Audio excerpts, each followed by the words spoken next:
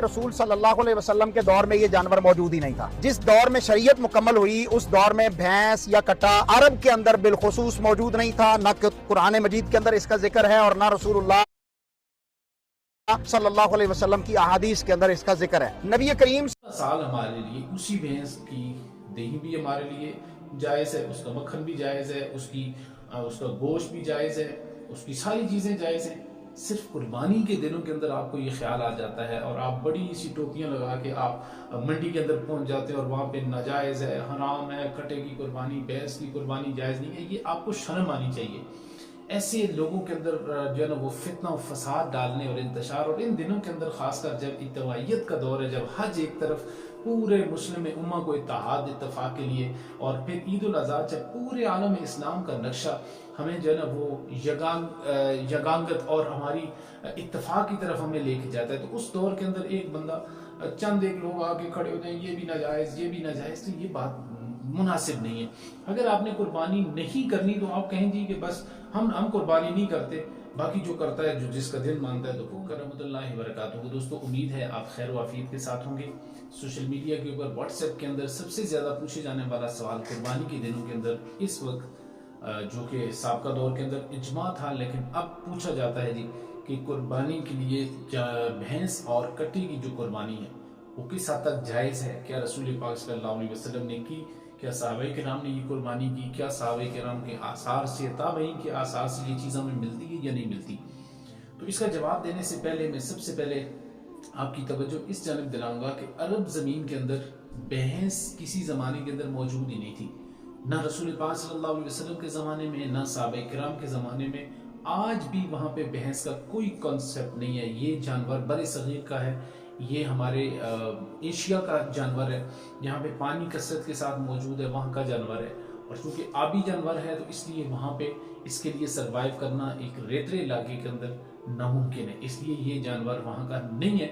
जब वहाँ का नहीं है तो रसूल पाक सल्लल्लाहु अलैहि वसल्लम से इसका साबित करना कि हुजूर ने इसकी कुर्बानी की या नहीं की, ये एक बेमाना सा सवाल है। ये सवाल ऐसे ही है कि जैसे हुजूर के ज़माने के अंदर बेशुमार चीज़ें ऐसी हैं जो आज हमारे ज़माने के अंदर मौजूद हैं, लेकिन उस वक्त मौजूद नहीं थी। हुजूर के ज़माने में जैसे मौजूदा कालीन, मौजूदा स्पीकर्स, ये मोबाइल, ये जदीद सिस्टम, ये कुछ भी नहीं था।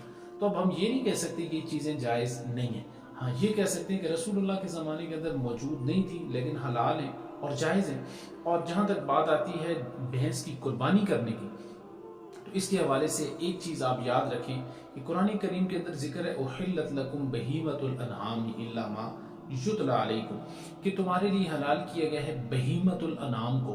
अब बहीमतुल अनाम का कंसेप्ट समझने के लिए आपको दो चीज़ों का समझना ज़रूरी है कि हर वो जानवर कुर्बानी के लिए जायज़ है जिसके अंदर ये दो क्वालिटीज़ हों। नंबर वन, वो पालतू हो, घर के अंदर पलने वाला हो, और नंबर दो ये कि वो चौपाया हो, यानी वो जानवर हो, वो कोई परिंदा ना हो। किसी परिंदे की कुर्बानी जो है वो जायज़ नहीं है। इसीलिए हम कह सकते हैं कि मुर्गी की या किसी परिंदे की यानी चिड़िया वगैरह की कुर्बानी जायज़ नहीं है, मोर वगैरह की कुर्बानी जायज़ नहीं है। उसके लिए जानवर होना ज़रूरी है। अब जानवरों के अंदर फिर तीन कैटेगरीज बताई। पहली ऊँट के अंदर जितनी भी उसकी अनवा व अक़साम है वो शामिल है। अब ये सवाल करना कि ऊँट में से किसकी कुर्बानी जायज़ है, क्या नर की या मादा की, फिर काले रंग की या सुर्ख रंग की या सफ़ेद रंग की, क्योंकि हदीस के अंदर तो बार बार जो जिक्र आता है वो सुर्ख रंग की ऊँटों की हमें मिसालें दी जाती हैं।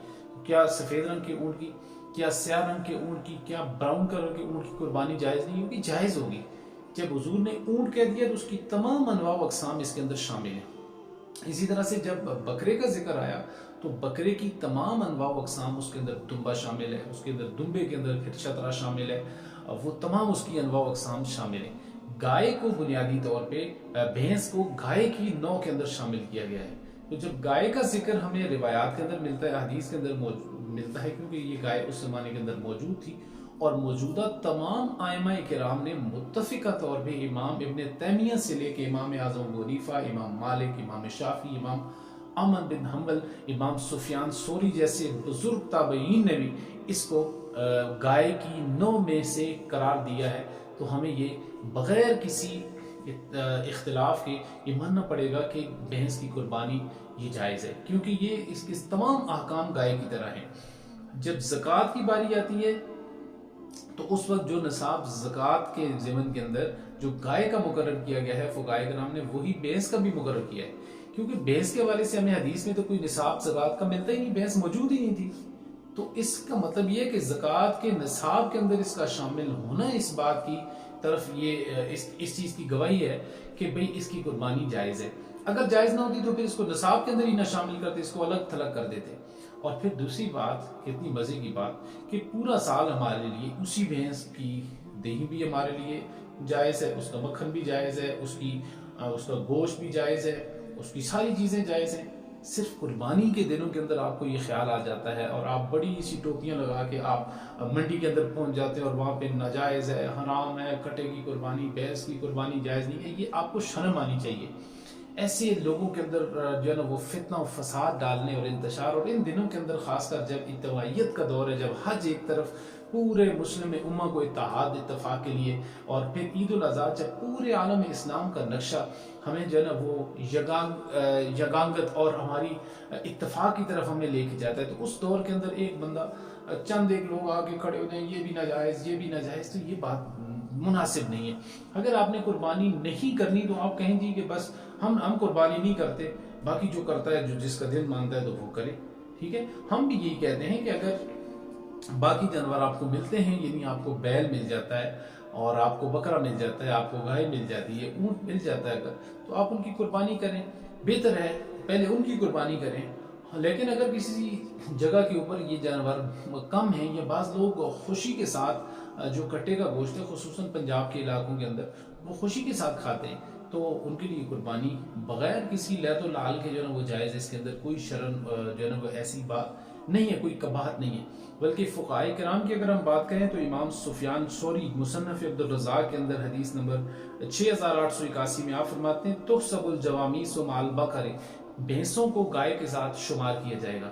اور امام مالک جیسے جید امام، موطا امام مالک کے اندر آپ ارشاد فرماتے ہیں کہ انما ہی بقر کلھا، آپ فرماتے ہیں یہ بھینس گائے ہے، یعنی گائے کے حکم کے اندر ہے۔